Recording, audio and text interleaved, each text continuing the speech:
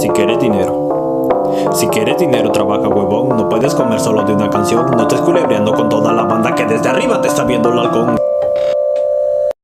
Mi nombre es Francisco Barrios. Al hermano Juan lo conocí en Texas, justamente cuando me quedaban como 2 meses aproximadamente para que yo terminara mi año de misión con los misioneros apóstoles de la palabra. Él llegó para poder iniciar su proceso de formación, ¿no?, con los misioneros, y fue donde tuvimos la oportunidad de compartir por 2 meses aproximadamente. Y pues esos 2 meses bastó para que pudiéramos formar una amistad, y el día de hoy yo pudiera viajar para poder encontrarme con él acá, compartir, platicar, y créanme que me gusta platicar mucho con él. Existe esa conexión sobre temas que nos importan de alguna manera, y lo que a él le gusta estudiar, lo que a él le gusta leer, de lo que a él le gusta hablar, a veces me gusta escuchar a mí, y viceversa, ¿no?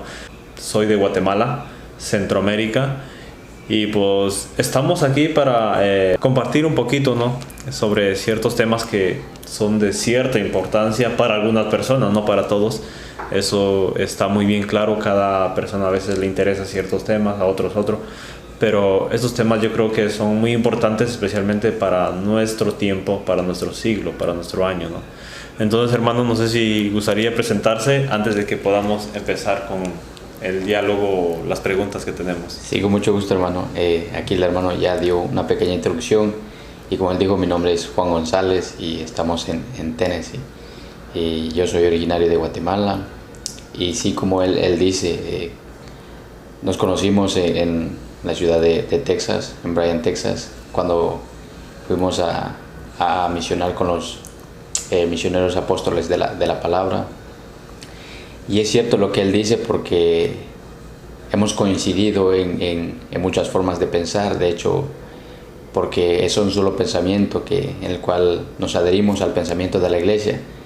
Entonces es lo que vamos a versar en esta sección, en este video. Y antes de proseguir, yo quisiera darle las gracias a él y a todos los que nos están viendo, nos están escuchando. No sé a qué horario es. Y también, primero que nada, quisiera darle las gracias a Dios por la vida y por la oportunidad de tener al hermano aquí, que hemos coincidido en este lugar.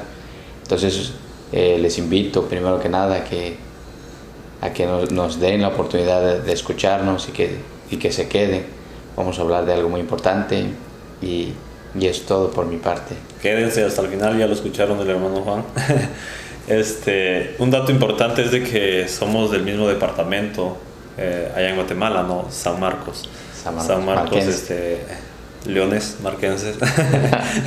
Pues somos de allá, y pues nunca nos conocimos allá, pero nos conocimos acá, y pues somos de la misma tierra, somos de la misma iglesia, somos de una misma fe, tenemos una forma de pensar muy similar, y pues eso de alguna manera, yo siento que él es mi amigo. Yo no sé si sea verdad o no, pero creo que sí. Es verdad, eso es verdad. Ok, pues se me hace muy interesante, ¿no? Me gusta tener este tipo de amigos, porque a pesar de que son jóvenes, que tienen toda una posibilidad de dedicarse totalmente a algo diferente, se han dedicado a algo que vale la pena, algo que quizás han tenido que renunciar a algo que es para vivir hoy, por esperar algo para el mañana. Y eso es lo que nos presenta la iglesia, y pues me inspira, me ayuda, y veo muchas formas de aprendizaje para mi propio bien, el hecho de rodearme de personas como él. Entonces el hecho de que sea un joven y que busque de Dios, para mí eso ya es como ganancia, ¿no? Y el hecho de tenerlo entre mi lista de amigos, ¿sí? Entonces pues sí, eso es parte del preámbulo que teníamos para antes de poder iniciar con nuestras preguntas y poder compartir un poquito con ustedes, ¿no? Hemos platicado tanto durante este tiempo que hemos estado acá, son aproximadamente unos 5 días, 6 días yo creo. Vamos a iniciar entonces. Yo no sé si quiere agregar algo, hermano, para antes de empezar. Sí, solamente me gustaría decir de que el hermano pues es una buena amistad, y de todo lo que hemos platicado en el transcurso de este periodo de días, pues es algo relacionado a lo que vamos a versar en esta sección. Entonces esto podemos empezar. Ok. Bueno, yo lo conozco a usted, sé cierta información de usted, pero las personas que nos van a ver quizás no lo saben. Entonces, a mí me gustaría que nos compartiera, ¿no? Una de las razones por la cual usted cree en Dios. Yo sé que usted es creyente, y si nos encontramos allá y si nos conocimos allá fue porque precisamente buscábamos de Dios. Dios era el motivo por el cual nosotros llegamos a este lugar. Y no es de que sea como una pregunta tonta, siento yo, a veces para una población donde todo el mundo cree en Dios, sino que el día de hoy vemos esta pregunta que resuena por muchos lados, por ambas esquinas del mundo, donde muchos jóvenes realmente con mucha seriedad se plantean esta pregunta, y especialmente en Europa, donde he podido indagar un poco de lo que es la sociedad actualmente. Esta es una pregunta como muy especial para cada joven, ¿no? Entonces no sé si usted nos podría compartir un poco sobre lo que sería el creer en Dios. Sí, hermano, con mucho gusto. De hecho, es una pregunta que no nace desde su perspectiva. De hecho, la misma Biblia nos dice en el Salmo 14:1, el tonto dice, Dios no existe. Entonces sería inversa lo que usted ha dicho. Los tontos creen que Dios no existe. Pero es muy fácil de contestar esto con el simple hecho de observar los campos, o como dicen las Escrituras, por ejemplo, la carta de Romanos, capítulo 1, versículo 19-20.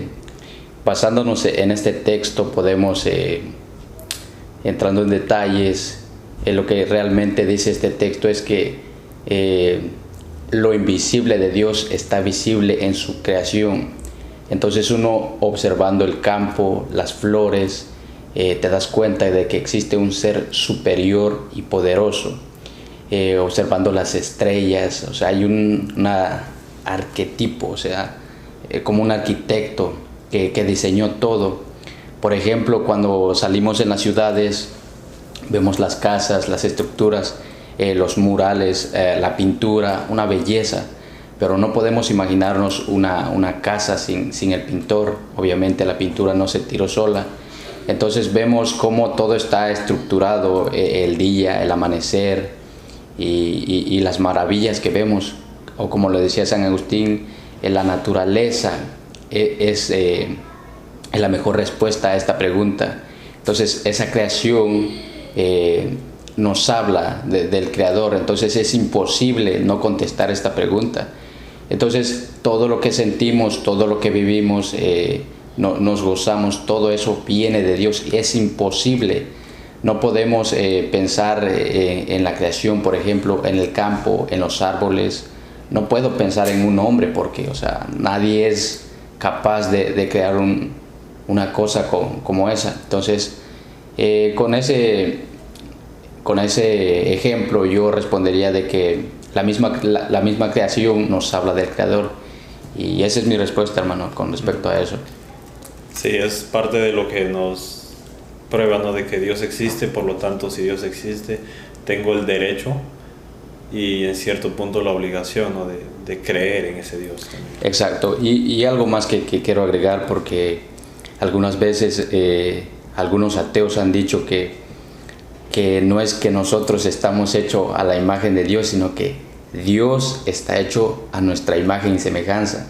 O sea, lo que ellos quieren argumentar con esto es que nosotros hemos creado a Dios. Pero nuevamente, en esa misma epístola de la carta a los Romanos, el apóstol indaga más, algo más profundo, porque ahí va a hablar solamente de cómo es ese Dios, un Dios exigente. Entonces, si nosotros los cristianos hubiéramos fabricado ese Dios, no hubiéramos fabricado ese Dios tan exigente, que hubiéramos inventado un Dios que cumpliera nuestros caprichos, pero este Dios nos exige algo, o sea, algo difícil de hacer. Entonces, si nosotros los humanos lo hubiéramos fabricado un Dios a nuestra manera, que cumpliera nuestros caprichos. Como lo vuelvo a repetir, pero este Dios nos exige algo más que a veces nosotros es imposible cumplir. Entonces eso también es algo, una falacia. Sí, sí, porque sí he escuchado eso también de que sí dicen, no, yo veo tan perfecto a Dios, tan perfecto, y que omnipotente, y que omnisapiente, y omnipresente. Considero que Dios es creación del hombre y no el hombre creación de Dios. Entonces sí es algo que los ateos pues usan para poder defender su postura, ¿no? De no creer en Dios. Exactamente. Ok, entonces bueno, eso es el punto del creer y el no creer, ¿no? ¿Por qué creemos en Dios? Pero profundizando un poquito y yendo más adelante, nos encontramos que después de creer en Dios, que sería un solo camino, ¿no? El hecho de creer en Dios, vamos en un camino, pero más adelante nos encontramos con la división de ambos cruceros que tiran hacia ambos puntos, y podría ser como las religiones, ¿no? Que existen. Exactamente. Entonces sabemos que existen 5 religiones, las principales religiones en el mundo son 5. Usted nos podría compartir también por qué cristiano y no, por ejemplo, musulmán, judío, budista o hinduista, que son de las que entran las 5 religiones mayores en el mundo. ¿Por qué el hecho de ser cristiano? ¿Qué es lo que le profundiza a usted como persona y qué es lo que le confirma a usted estar seguro y sentirse bien en el cristianismo? Sí, mi respuesta con respecto a esto, porque el cristianismo, es que el cristianismo nos ofrece algo diferente a las otras religiones. Por ejemplo, el cristianismo, en especial el catolicismo, nos ofrece 7 sacramentos. Entonces, si en ese sacramento se nos ofrece en gracia, que ni el hombre, o sea, es una iglesia con poder. Entonces, pero ya refiriéndonos al cristianismo, yo empezaría por Cristo, porque Él es el fundador. Y Cristo no es cualquier hombre. O sea, cuando Jesús vino en este mundo, Él no se presentó como un filósofo, porque nunca presentó su doctrina con la sabiduría de este mundo. Ni siquiera lo hizo a la fuerza. Porque en ese caso, como lo dice el padre Amatuli, Jesucristo, si Él hubiera querido promover su reino a través de la fuerza, habría nacido como un militar o un romano o alguien poderoso. O si hubiera querido promover su reino en la riqueza, hubiera nacido rico. Entonces, es lo que me llama la manera, la humildad de Jesús, todo eso.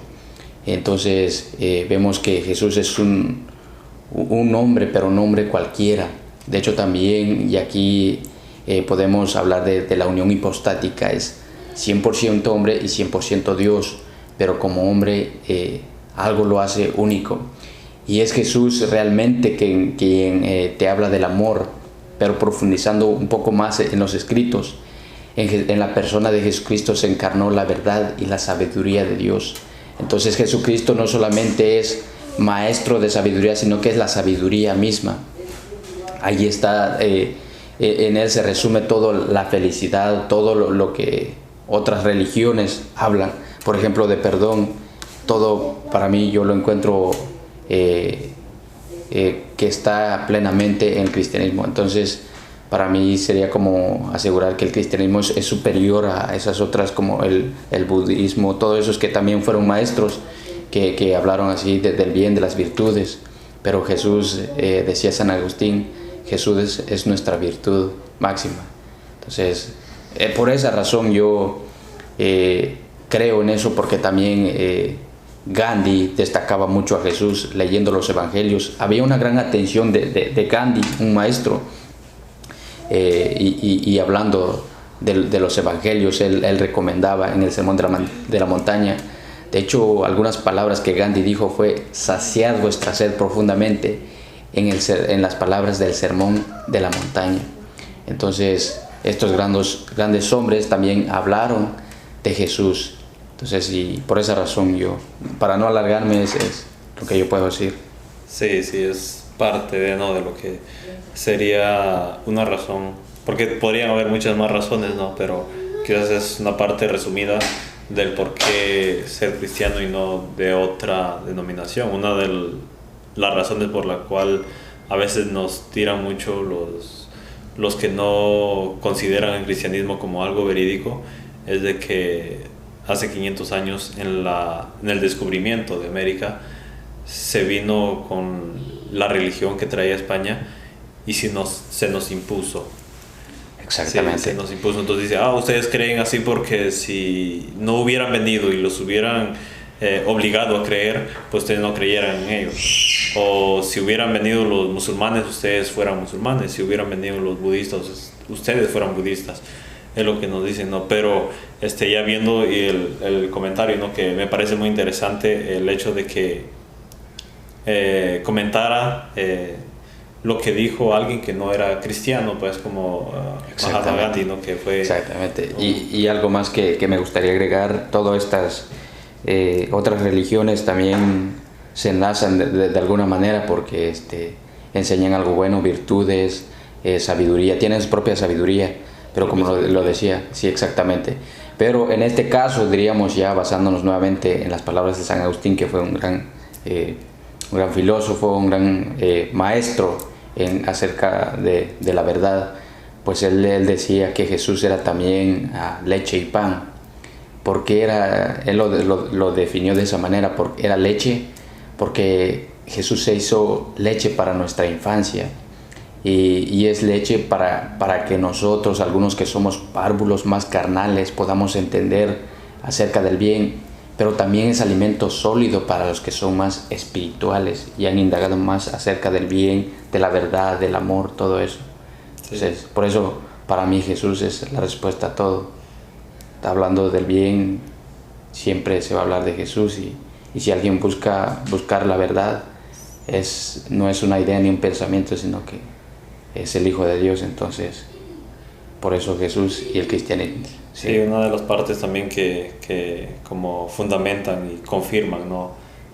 Un poco más la creencia sobre el cristianismo como religión superior a las demás religiones es el hecho de que Él no solamente dijo, sino que lo realizó y lo probó con los hechos.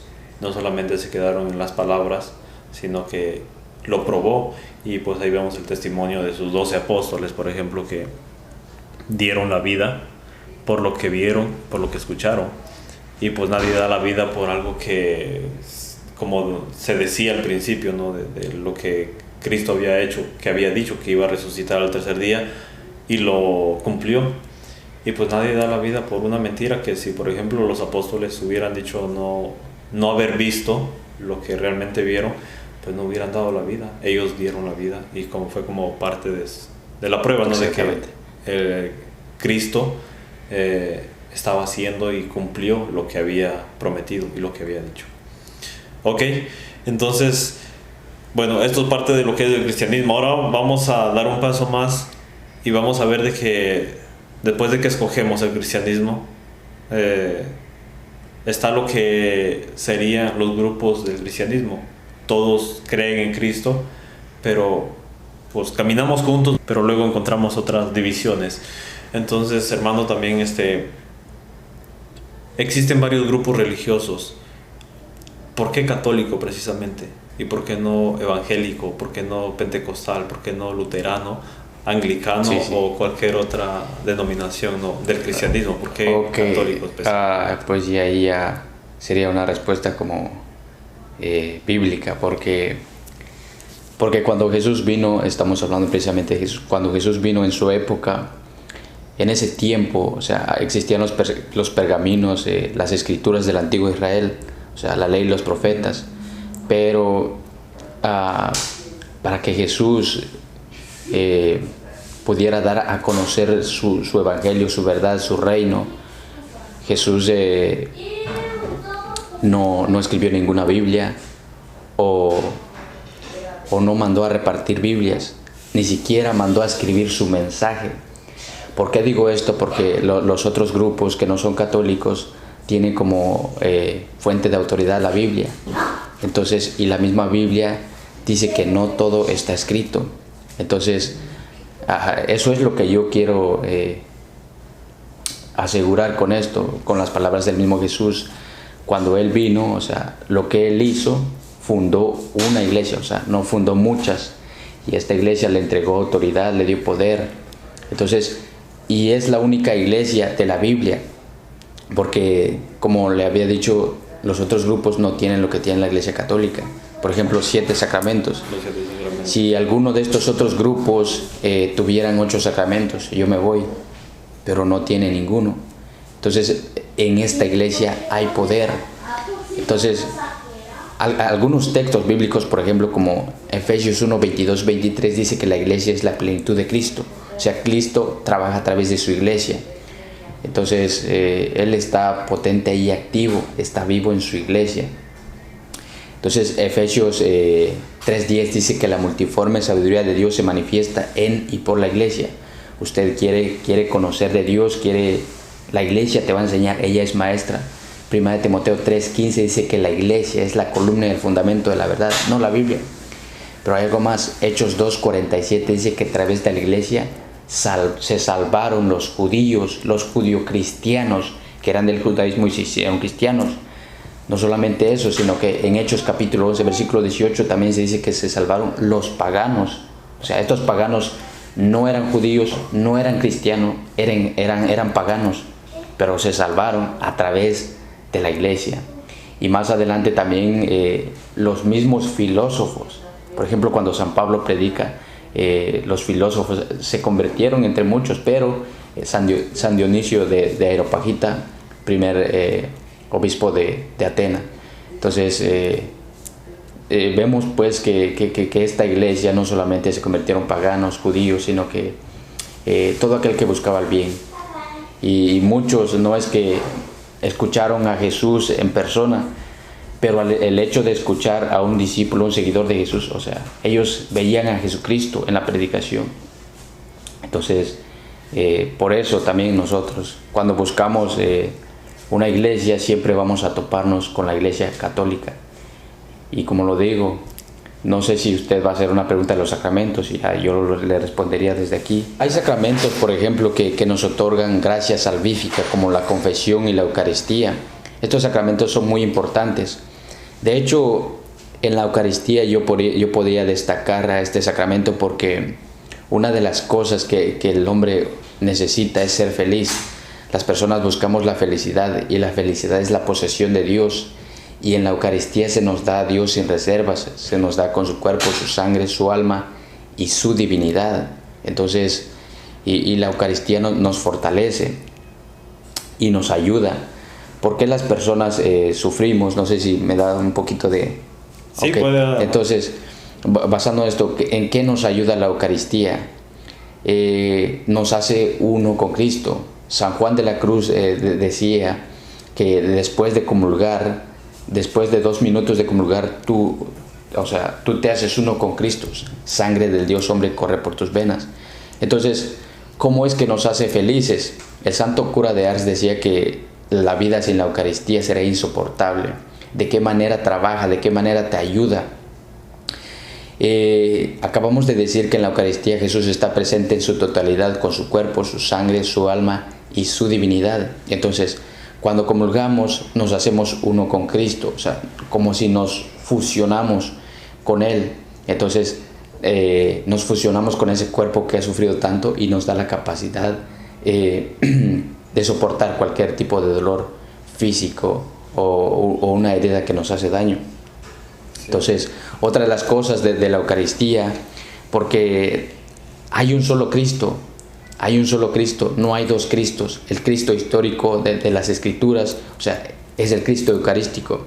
Entonces, sin la Eucaristía, la iglesia de la tierra estaría sin Cristo. Y en la Eucaristía está el Jesús del Evangelio.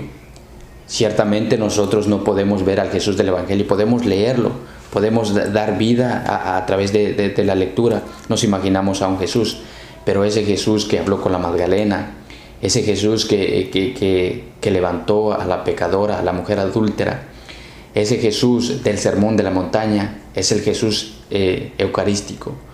Por eso, frente a la Eucaristía, nosotros podemos exclamar Maestro, porque ahí está el mismo Jesús. Entonces, solo la Iglesia Católica tiene ese poder, porque ahí está el mismo Jesús.